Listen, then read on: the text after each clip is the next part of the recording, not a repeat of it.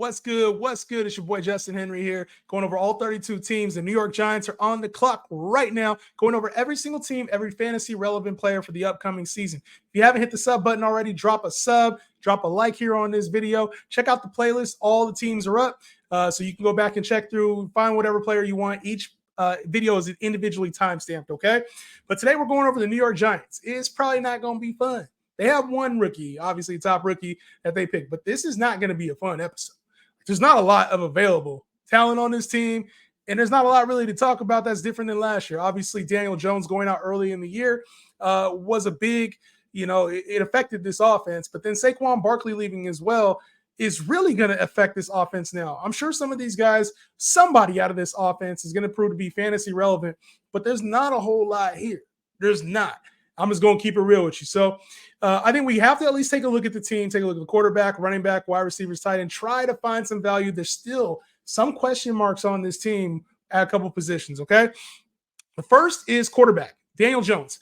Last year, he had, he got injured, unfortunately, at the beginning of the year after signing his mega deal. He had 4 games under 11 points, under 11 fantasy points to begin the year, which is not cool. Like, it's just unacceptable out of the 5 games that he played. So he'll be ready, expecting to be ready week 1, but this is going to be a quarterback where they put a lot on his shoulders, passing game and running game.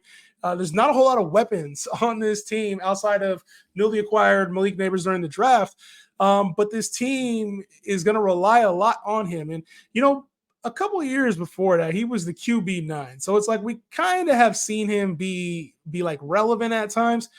It's just I'm not expecting a whole lot this year. It was also a much different setup, much different team the year before. So obviously with Brian Dable there, I'm expecting him to get him right a little bit. But Daniel Jones, if you're looking for like potential value, unless he's outside of the top 25, I don't really see it for Daniel Jones. So to me, I'm fading him, and I know it'll be an easy fade for most people.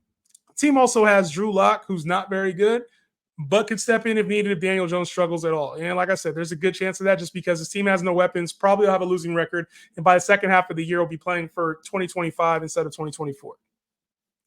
At running back, we got Devin Singletary, who was solid for the Texans, newly acquired running back from there, obviously signed in free agency, 3-year deal.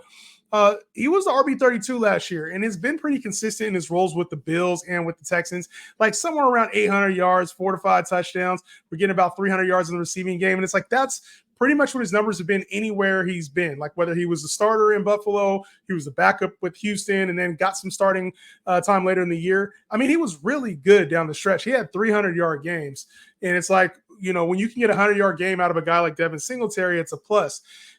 This offensive line for the Giants ain't great. The situation for the Giants ain't great. It's just not a great situation overall for Devin Singletary. So will he have some value? Absolutely. He'll be, some flex appeal at times, 12-team leagues, but expecting much more than that is, I think it's asking for a little bit too much. Okay. And, the team will use Daniel Jones in the red zone. They're not going to score a whole lot of touchdowns this year. It's just not in the cards for this offense. But I mean, he's been RB2, 3-ish worthy in some seasons. So if you have Devin Singletary, think of him as a depth piece for this year. I'm sure he'll get outplayed at some point by one of the rookie younger backs on this team. They had Eric Gray last year and recently drafted Tyrone Tracy. So we'll get into him in a second, but when it comes to Singletary, just know if it's a 1-year thing or maybe a half a year thing, like I'm not expecting much from him. This team's probably going to get a running back somewhere next offseason. For now, he has flex value in your dynasty leagues. You can sell him, you can keep him. It's really not that, to me, you're playing with his value for this year and this year only, if he has much value this year. In the draft in the 5th round, they took an interesting prospect, Tyrone Tracy. And this was a receiver who turned into a running back for his senior year, caught a lot of balls. Even last year, he's kind of an intriguing prospect PPR-wise because I think they drafted him to play him in that role. He's 5'11", 210, so he's got good size on him. But it's an intriguing prospect because I think initially out the gate, we can see him get somewhere between 6 to 10 touches. And if he actually looks good as a running back, this is a player I think that they would actually start at some point. He's built to take all 3 down. So I know Singletary is a guy that signed in the offseason. It wouldn't be surprising to see this be a committee between these two. But I'm not interested in taking him in redraft, but in Dynasty, I think he's worth taking a flyer on.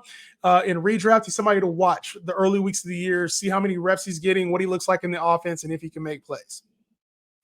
All right, let's get to receiver. Obviously, the standout name is Malik Nabers. Talked about him.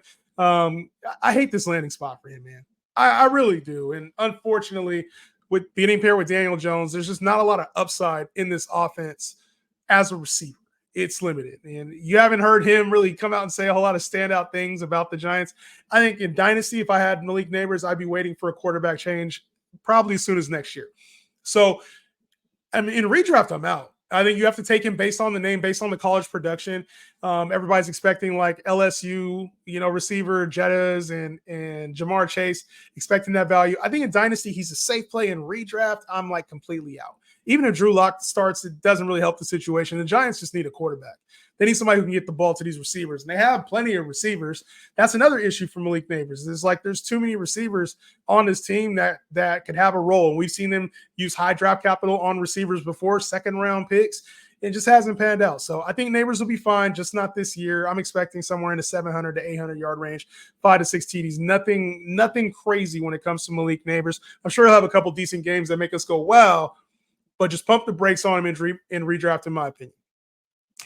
One of those receivers they took was Jalin Hyatt. He's a former third-round pick. They took this guy early, 373 yards. I think he's headed for a backup role. There was a lot of people who liked Jalin Hyatt last season and his potential. He's going to be a deep threat guy. And like I said, with Daniel Jones, it's just, there's not a whole lot of available yards, probably somewhere 3,500 to 3,800 yards for Daniel Jones. It's just not going to be a whole lot of upside in this offense. Darius Slayton's probably going to be starting opposite of Malik Nabers. And, I mean, to be real, just to be honest, Darius Slayton's kind of mid when it comes to fantasy. I think for real football purposes, Darius Slayton's a really good receiver for the Giants, and he has been for years.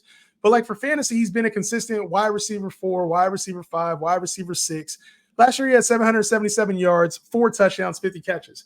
And that's just not going to move the needle, even when you're going through bye weeks. That's a tough player to start because he doesn't get a lot of receptions. He don't get a lot of touchdowns. You're kind of yardage based, right? So I don't see a whole lot of upside for Darius Slayton either. And then the team also took Wandale Robinson with the second-round pick a couple years ago. And it's like he was the wide receiver 53 in 15 games.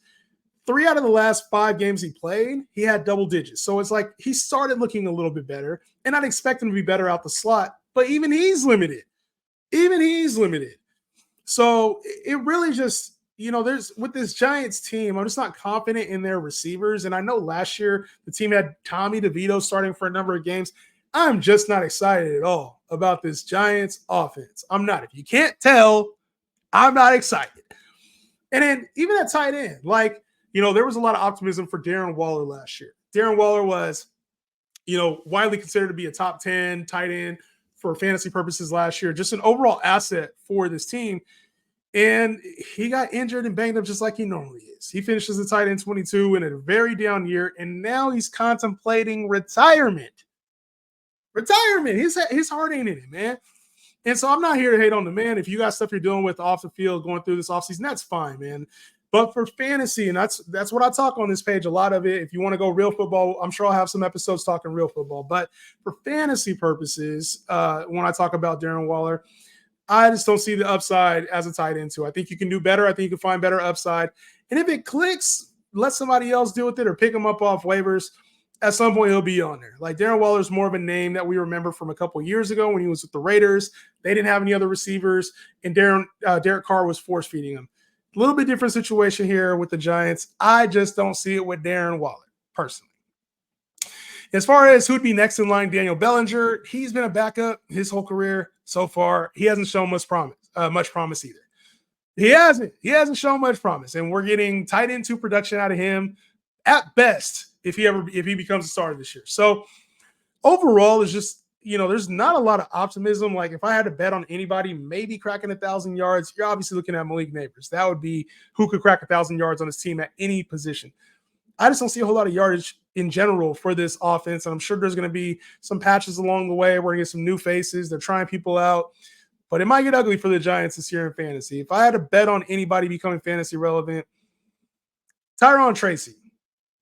If we get Tyrone Tracy to be fantasy relevant at the end of the year, that would not shock me. We get him at some point in the year. he's more than just a player we're looking at on waivers, I think that would be your best fit. Otherwise, I'm kind of staying away from everybody at face value. That does it for the Giants. Make sure y'all tune into the next episode. I'll see you on the next one. Peace out.